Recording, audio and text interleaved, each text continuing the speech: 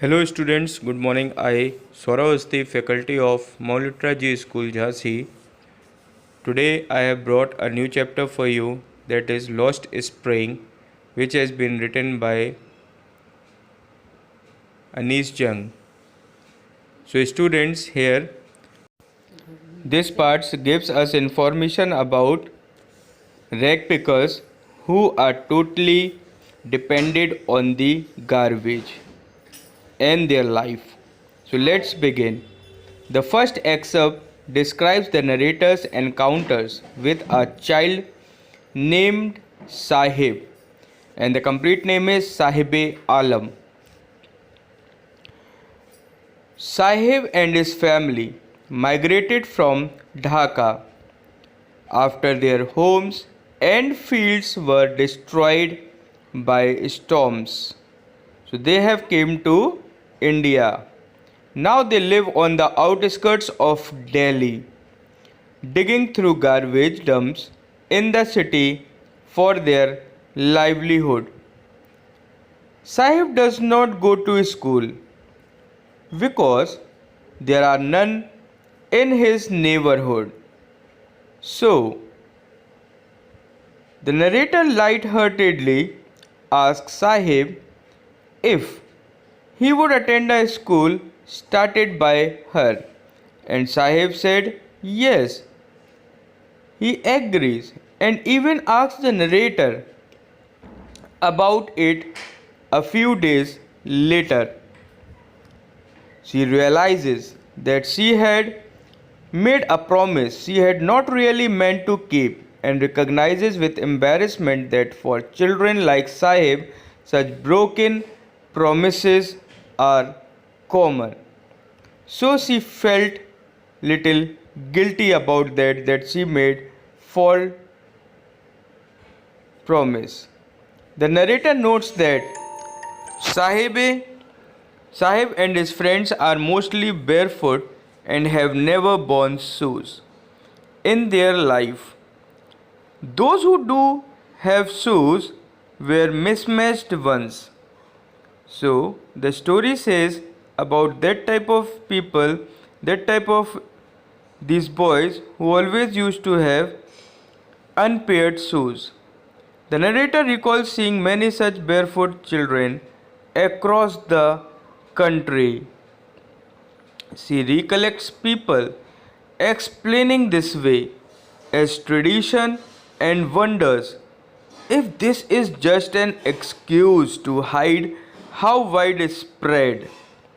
The narrator then recollects her visit to Simapuri on the outskirts of Delhi where migrants like Sahib's family used to live. The neighborhood is dotted with mud tin houses without water or drainage. The residents there have no identity papers except ration cards which enable them to get only food. For them, having a source of food is more important than having an identity. This is why they prefer to be here than in their home country where they went hungry. So, the narrator notes that for the adults in Simapuri, rag picking is a source of livelihood. But for children like Sahib, it is a source of hope as they even find money among garbage sometimes. Once actually what happened, one more morning, she noticed that Sahib is wearing someone's old tennis shoes and ponders that though he has the shoes, he might never be able to play the game of tennis. And another day, she sees Sahib with a steel canister. He had started working at a tea stall.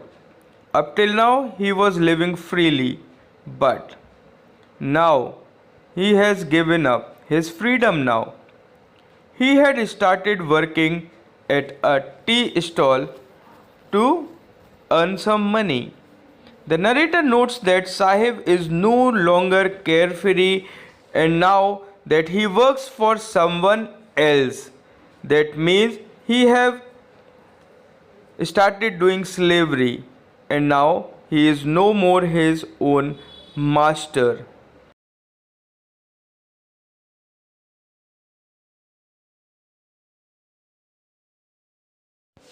So students, now in the first part you must have seen that how Anish Jung have explained about the people who are living in slum areas, that means outskirts of Delhi, to earn their livelihood from the garbage.